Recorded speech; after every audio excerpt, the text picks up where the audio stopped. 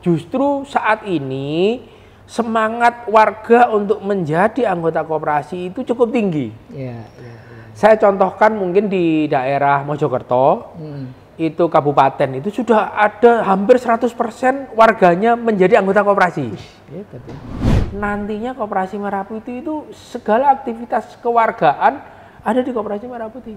Yang di Jember itu sudah berhasil mengekspor, karena kebetulan dia itu basisnya perkebunan, perkebunan kopi. Saat ini sudah ada penjajakan pasar ke Cina.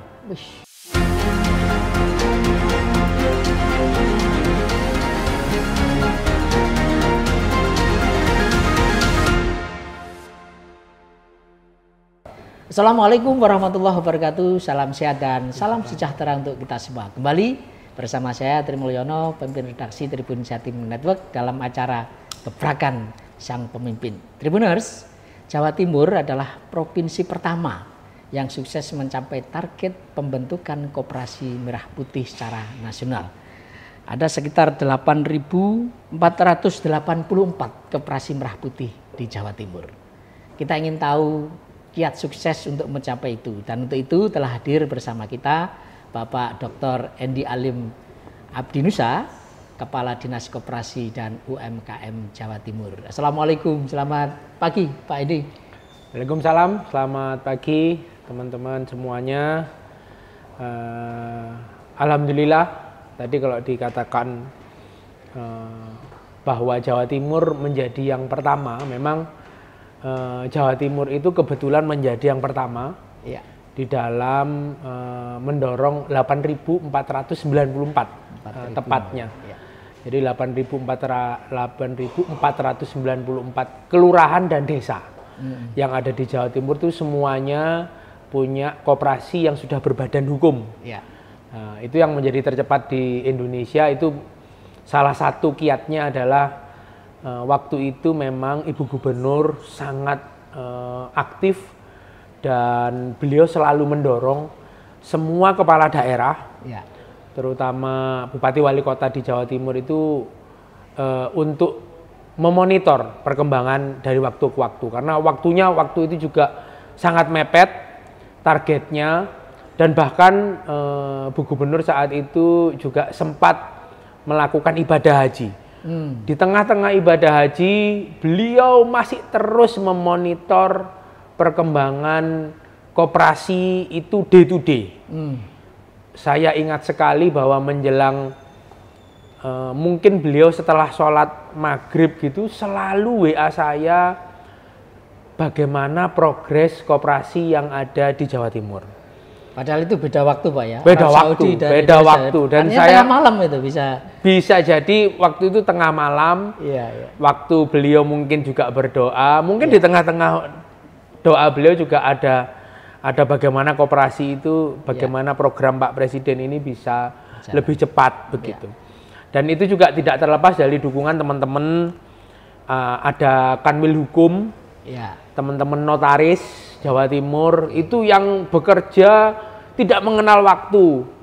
Jadi kami itu selalu intens berkoordinasi. Kebetulan ini Ketua Ikatan Notaris Indonesia Jawa Timur juga waktu itu ketika mendapat penugasan itu setelah sebulan setelahnya beliau sakit.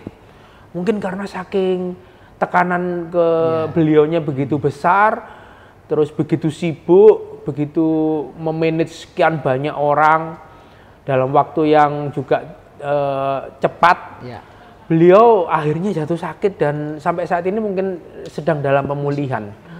Ya, kami berdoa beliau segera bisa sembuh. Tapi alhamdulillah dari hasil koordinasi kami dengan Dijen Pajak, dengan Kanwil Hukum, teman-teman kabupaten kota, dinas kabupaten kota, pendamping, ada gerakan koperasi juga ikut membantu. Beberapa daerah itu gerakan koperasi juga ikut membantu untuk bisa yang pertama adalah melakukan musyawarah desa atau musyawarah kelurahan. Setelah itu baru mendaftarkan ke AHU.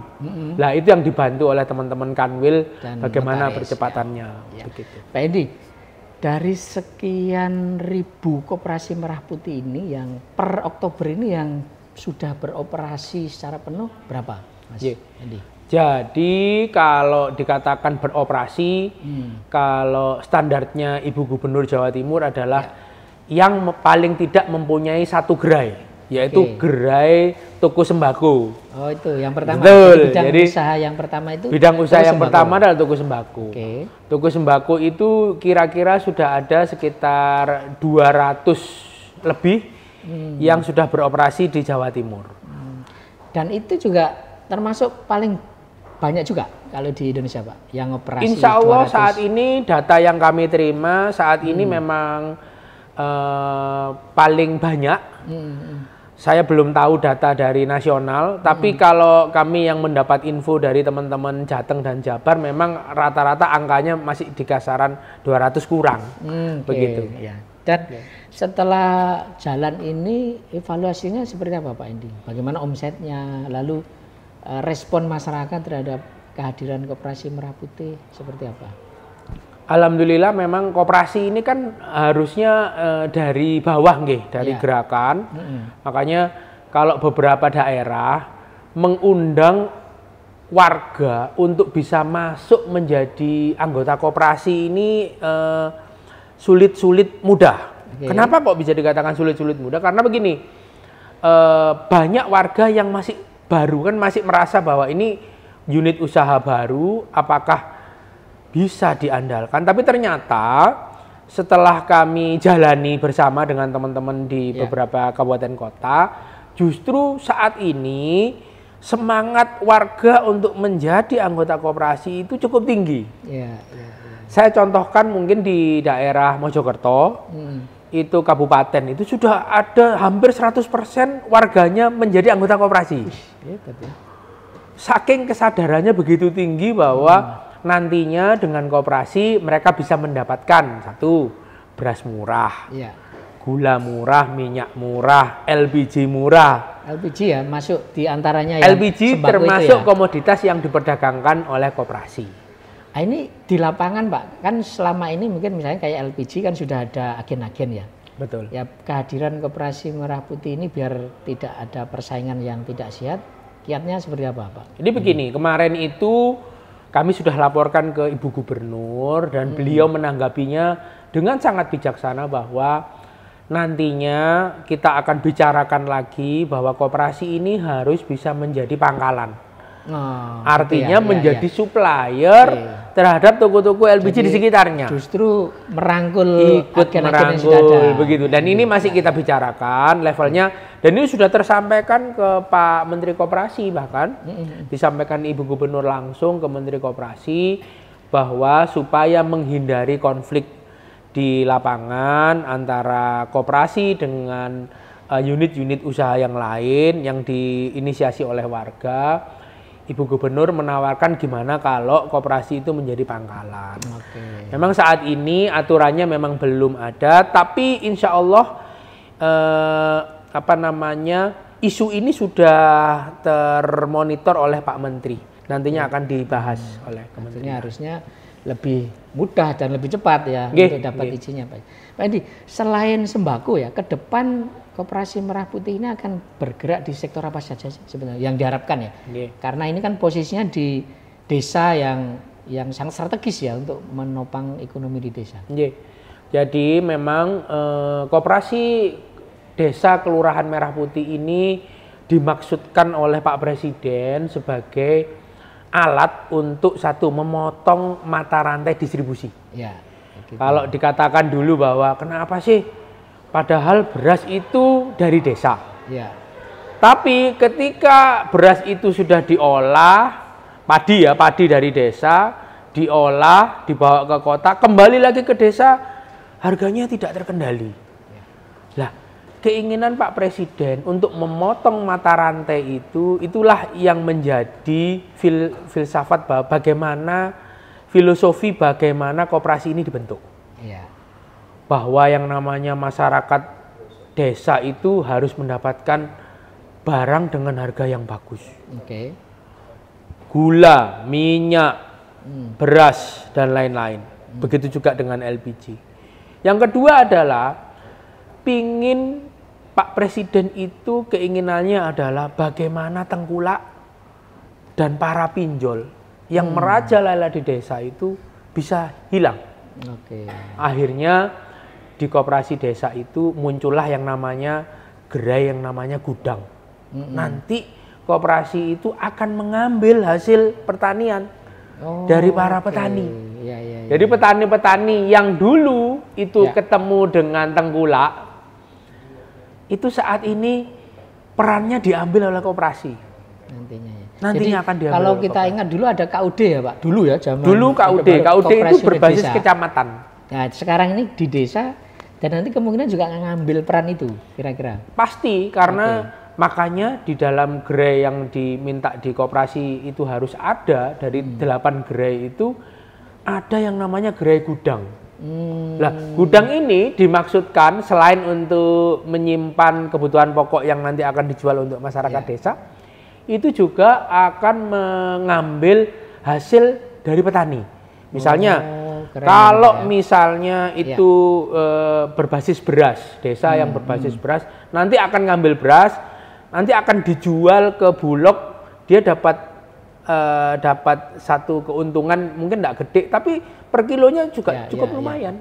Ya, selama ini kan Pak Prabowo juga sudah mempunyai kebijakan harga gabah minimal 6.500 itu Pak ya. Betul. Nah, kira-kira itu nanti tugas koperasi ini yang membeli gabah-gabah dari petani dengan harga standar. Nanti setelah diambil Bulog ada selisih harga mungkin sekitar Rp200 atau berapa begitu per kilonya. Dan itu memang sudah jalan sih Pak Andi. Tapi yang melakukan ini sementara kan tengkulak-tengkulak yang ada di desa-desa. Betul. Ini yang akhirnya begini. Ketika berbicara tengkulak, fungsi tengkulak, apakah tengkulak mengambil sesuai dengan yang disyaratkan pemerintah? Bisa jadi malah jauh di bawah itu. Nah, itu yang diinginkan oleh Pak Presiden bahwa untuk membatasi para tengkulak-tengkulak, operasional para tengkulak-tengkulak ini, koperasi di setiap desa itu dihidupkan. Sentral sekali berarti perannya ya, Pak Andi. Begitu juga misalnya kalau itu sentra sayur, buah. Kenapa kok nggak koperasi ngambil buah dengan harga yang bagus? Sekarang petani buah, petani sayur ketemunya dengan tengkulak. Tengkulak itu modelnya sudah beli murah, jualnya mahal. Dan Pak Edi, MBG ya, program makan berizki gratis kan sudah jalan. Tapi beberapa evaluasi di daerah itu kesulitan pasokan bahan makanan untuk MBG gitu ya. Nah, apakah koperasi Merapi itu juga nanti akan mengambil peran itu Pak untuk mensukseskan MBG? Ini menarik sekali memang ketika ada 2 programnya Pak Presiden ya makan bergizi dengan koperasi. Memang keinginan untuk bisa mensinergikan bahwa nantinya beberapa komoditas yang dibutuhkan misalnya beras, sayur, telur itu bisa disupport, itu mungkin akan bisa diaplikasikan. Cuman kekhawatiran kami adalah karena koperasi-koperasi ini kan masih baru semua. Nah, kekhawatirannya adalah bagaimana kesinambungannya. Padahal yang namanya proyek makan bergizi itu kan harus sustainable. Misalnya kebutuhan telur per minggunya sekian.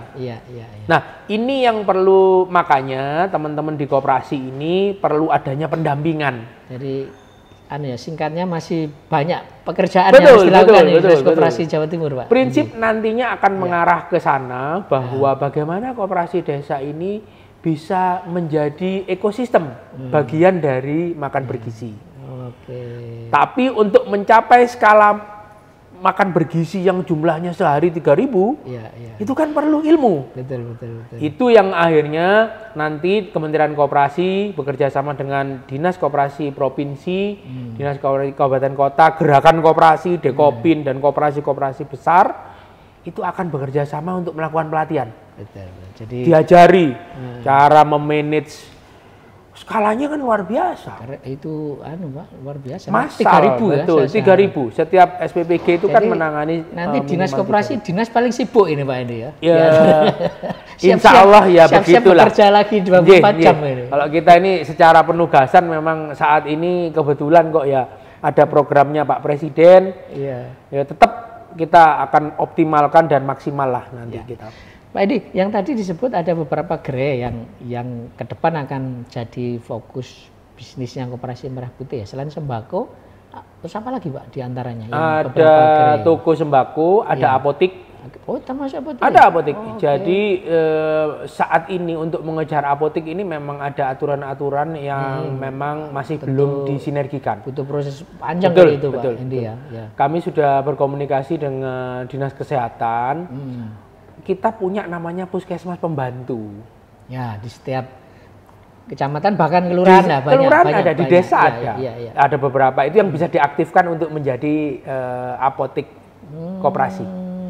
Jadi apotik koperasi, tapi memang skalanya bukan apotik yang seperti kita kenal ya. Dia hanya menjual barang-barang obat bebas, terus belum lagi nanti juga ada Kementerian Pertahanan itu sudah siap dengan obat-obat militer.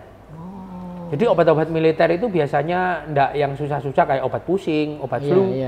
Itu sudah mulai ada distribusi, nantinya akan didistribusikan juga ke apotik-apotik, terutama yang bukan apotik-apotik yang komersial ya, yang tidak kerjasama dengan Kimia Farma. Tapi beberapa koperasi seperti di Gempol Kerep itu Mojokerto, saya pikir itu sudah bisa naik karena saya lihat sudah ada mantrinya. Sudah nyoba, Mas ini sudah. Kami kemarin waktu kunjungan bersama Ibu Gubernur di Gempol Kerep itu kami lihat bahwa koperasi sudah jalan, apotiknya juga sudah jalan. Keren ya. Tinggal nanti dipantau ketersediaan obatnya. Saat ini mungkin obat-obat bebas saja yang masih diperjualbelikan.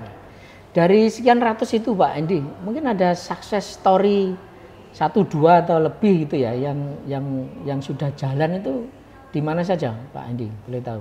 Jadi beberapa koperasi yang sudah jalan itu justru saya mengapresiasi kayak di Jember. Yang di Jember itu sudah berhasil mengekspor karena kebetulan dia itu basisnya perkebunan kopi. Saat ini sudah ada penjajakan pasar ke Cina.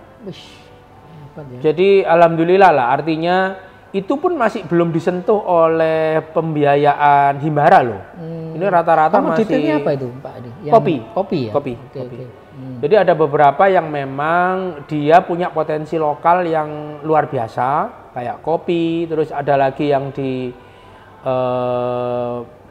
Gresik, itu di komoditas perikanan. Oke. Nah, memang diharapkan koperasi ini selain punya toko sembako, apotik dan lain-lain, juga mereka bisa mengolah potensi lokalnya. Keren. Jadi kalau misalnya potensi lokalnya UKM, kayak di daerah Mojokerto itu di daerah Pacet.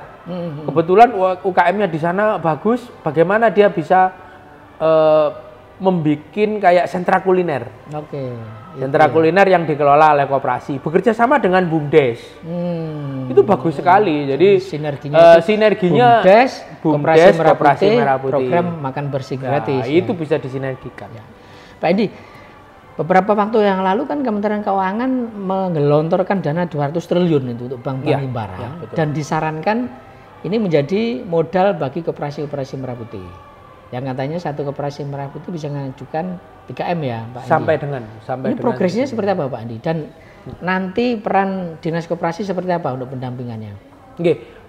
Beberapa waktu yang lalu itu memang kami ada sosialisasi terkait pembiayaan, terutama yang kaitannya dengan Himbara dan Danantara. Saat ini kan Danantara yang begitu dominan untuk masuk ke pembiayaan. Dalam sosialisasi tersebut itu apa saja yang perlu disiapkan untuk 200T yang salah satunya adalah untuk program Koperasi Merah Putih. Bukan semuanya 200T.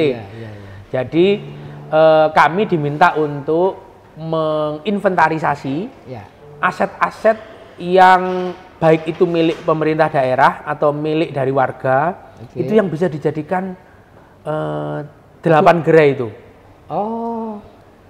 Jadikan gitu. Jadi karena koperasi itu kan kebutuhannya ada gerai kantor, ada toko, ada apotik, ada gudang, ada simpan pinjam, kan begitu. Nah, gerai-gerai ini yang paling tidak harus ada butuh gedung kan. Iya. Nah, contoh seperti di Surabaya, bagaimana pemerintah daerahnya itu bisa punya aset, misalnya di Kelurahan Jambangan. Kelurahan Jambangan itu kosong semenjak kantor kelurahan dan kecamatannya dijadikan satu. Waktu itu karena dianggap lebih efisien, pindahlah kelurahan ke kecamatan sehingga kantornya itu kosong. Nah, itu yang akan dimanfaatkan oleh teman-teman koperasi kelurahan Merah Putih. Asetnya. Jadi dipakai untuk jualan sembako, ada jualan LPG, termasuk juga nantinya kalau misalnya pengurusnya ini kayaknya bagus untuk dijadiin sentra kuliner atau apa acara-acara kewargaan. Misalnya begini, kami juga melihat beberapa daerah itu koperasinya sudah bekerja sama dengan BUMDes yang punya balai warga yang dipakai untuk bulu tangkis. Ya, untuk pusat-pusat kegiatan. Sehingga dia juga sudah punya, Pak, ini kami kalau misalnya ada pinjaman dari bank, kami akan bikin lapangan bulu tangkis misalnya.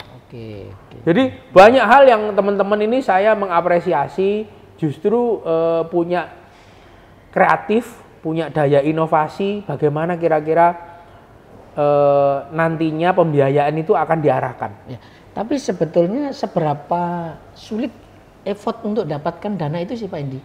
Tadi sudah disampaikan ya, tadi pemerintah mendampingi ya, menyediakan lahan, pelatihan. Ya.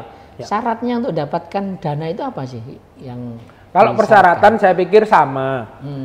Pasti perbankan punya cara untuk mengasesmen kelayakan seorang bisa dibiayai atau tidak.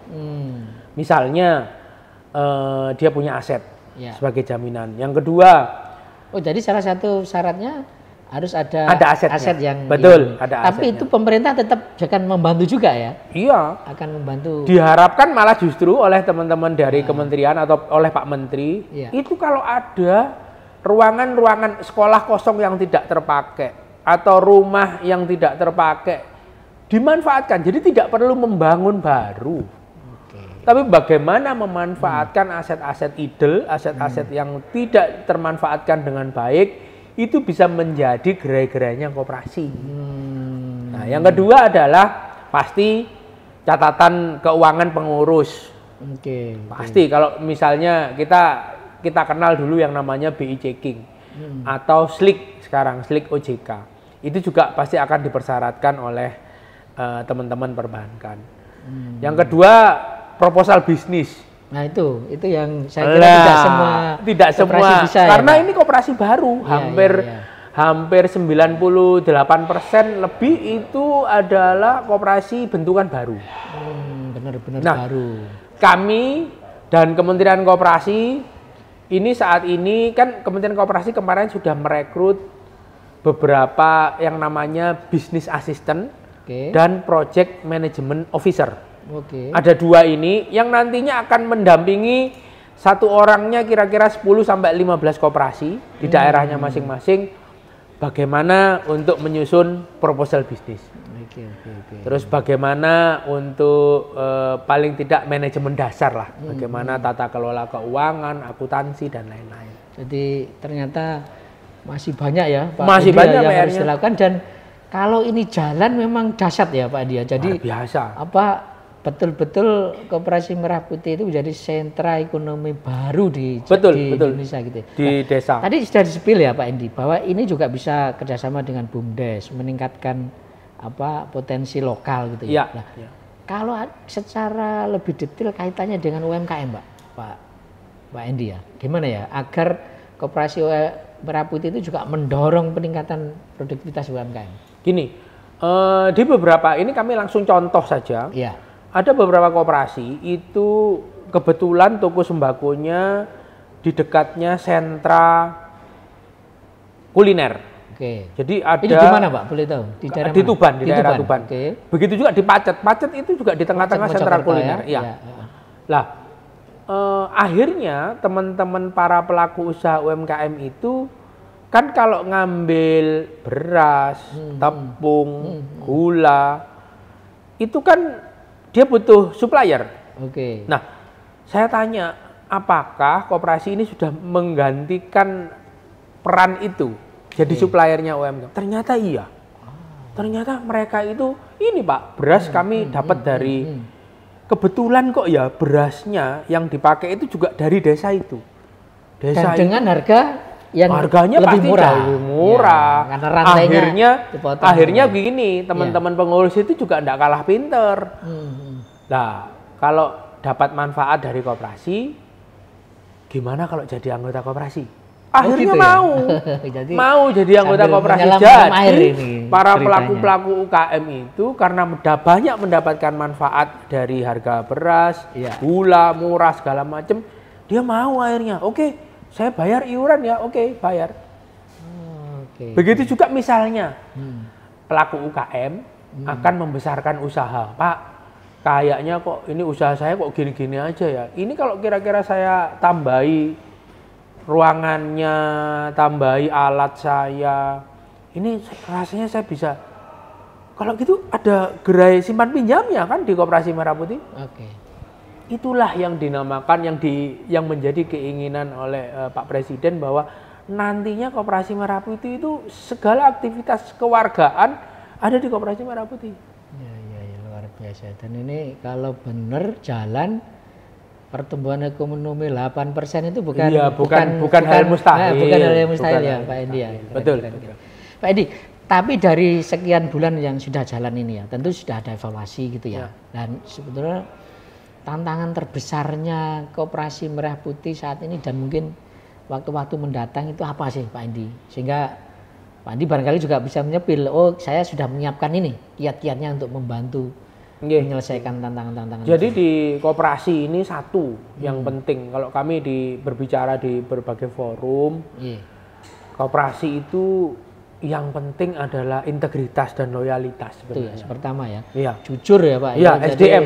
Jadi kita berbicara SDM itu sangat penting untuk bisa memastikan bahwa koperasi itu berjalan dengan baik atau tidak. Betul.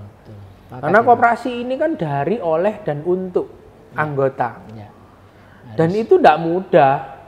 Makanya kalau kita punya pengalaman koperasi unit desa itu pernah dimemekan. Jadi begini, ketua untung duluan. Oh gitu ya dulu ya. Ya, KUD itu koperasi unit desa. Ketua untung duluan. Ketua untung duluan. Nah ini bagian dari memberikan pendidikan bahwa sebenarnya kalau koperasi itu diatur dengan baik, ketuanya itu mau berbagi dengan anggotanya. Seperti contoh-contoh beberapa koperasi besar. Ada koperasi yang koperasi susu Sae, itu Malang ketuanya dicintai oleh warganya, oleh anggotanya. Sampai beliau itu mau mundur, itu tidak mau. Tidak boleh sama anggotanya. Karena saking beliau itu dia bilang, waktu COVID kemarin anggota-anggota saya itu otomatis tidak kerja merah susu Pak Endi. Tapi saya pastikan bahwa ada beras yang datang ke rumah masing-masing anggota saya. Jadi burden sharing memang. Jadi dia bagaimana tahu dalam kondisi seperti itu, jangan cuma enaknya saja. Koperasi ini pada saat enak, senang semua. Tapi pada saat ekonomi lagi turun, ketua juga harus mau berkorban untuk anggotanya. Itu yang utama, soal SDM. Ada lagi Pak, yang lain yang menjadi kalau tantangan terbesar? Saat ini memang pembiayaan. Jadi, tapi tadi sudah ada titik terang Bank Himbara yang akan betul. Cuman ya ini yang perlu dipahami bahwa yang namanya pagu 3 miliar sampai dengan 3 miliar itu bukan terus setiap koperasi pasti mendapatkan 3 miliar, bukan. Tapi itu tergantung proposal bisnis yang kita susun. Jadi semakin pengurus itu tahu potensi yang ada di desanya. Misalnya begini, saya tahu warga yang pasti beli beras di tempat saya, beli gula, itu bisa dicatat semuanya, termasuk misalnya pupuk. Ini kan koperasi juga jadi distributor pupuk kalau di desa. Salah satunya ya. Salah satunya. Itu baik yang subsidi maupun non subsidi. Kalau tahu bahwa warga saya punya lahan sekian hektar, kebutuhan pupuknya sebulan sekian, bisa ngitung. Itu bukan tidak mungkin nanti Himbara akan memberikan maksimal, memberikan pembiayaan maksimal. Nah ini yang lagi kita kejar, kita bikin pelatihan, termasuk pendampingan teman-teman yang sudah sukses berkooperasi. Ada kooperasi BMT misalnya, BMT NU itu rata-rata kooperasinya sukses-sukses. Ya. Karena memang karena basisnya kan begitu pesantren. Itu nanti posisinya seperti apa, Pak? Ya kooperasi yang sudah existing tapi bukan kooperasi Merah Putih. Itu nanti akan difungsikan seperti apa? Jadi mereka itu jadi kakak angkat, kakak asuh kalau kata Pak Menteri kemarin. Jadi kooperasi-kooperasi yang sudah sukses ini itu biasanya punya jaringan bisnis yang kuat. Misalnya swalayan Basmalah. Kayak juga Ponpes Sunan Derajat. Basmalah, Sidogiri. Ya. Terus ada BMTNU. Itu punya keahlian dan punya IT yang cukup mumpuni. Itu bisa ditularkan kepada kooperasi-kooperasi. Gini loh cara mengatur toko sembako, cara ngatur stoknya. Kamu waktunya pesen lagi itu seperti ini. Ada aplikasinya. Dan mereka biasanya mau sharing. Kalau kamu mau, saya bisa sharing apa teknologi, sharing kan begitu. Ini kami minta bahwa kooperasi-kooperasi yang besar juga ikut mendampingi akhirnya. Kooperasi yang di sekitar saya ada 15 kooperasi, kami siap mendampingi Pak. Tapi sifatnya apakah itu perintah atau lebih ke Pak ya? Lebih ke arah corporate social responsibility. CSR-nya lah gitu. CSR-nya koperasi. Dan itu pasti perannya Dinas Koperasi nanti akan sentral untuk mendorong pihak-pihak. Kami akan mendorong semua pihak termasuk gerakan koperasi yang ada di Jawa Timur. Semuanya. Kampus juga. Ada Universitas Airlangga, ada teman-teman dari jurusan koperasi, ekonomi koperasi kan ada juga beberapa. Dan ini akan menjadi salah satu pilar ekonomi paling kuat di Indonesia Pak Andi. Insya Allah begitu. Dan Jawa Timur menjadi salah satu triggernya, pendorongnya ya. Amin. Baik Tribuners, demikian obrolan saya dengan Pak Endi Alim Abdinusa, Kepala Dinas Koperasi dan UMKM Jawa Timur yang ke depan akan punya banyak sekali pekerjaan rumah ya untuk mensukseskan koperasi Merah Putih. Tapi Pak Andi semangatnya tadi menggebu-gebu ingin mensinergikan antara Koperasi Merah Putih dengan program unggulan Pak Presiden Prabowo yang lainnya ya diantaranya makan bergizi gratis. Kita berharap Koperasi Merah Putih di Jawa Timur makin sukses dan jaya. Saya Tri Mulyono, mohon pamit undur diri, mohon maaf kalau ada salah-salah kata. Terima kasih, sampai ketemu dengan tokoh-tokoh selanjutnya dalam Gebrakan Sang Pemimpin. Assalamualaikum warahmatullahi wabarakatuh. Salam sehat dan salam sejahtera untuk kita semua. Waalaikumsalam warahmatullahi wabarakatuh.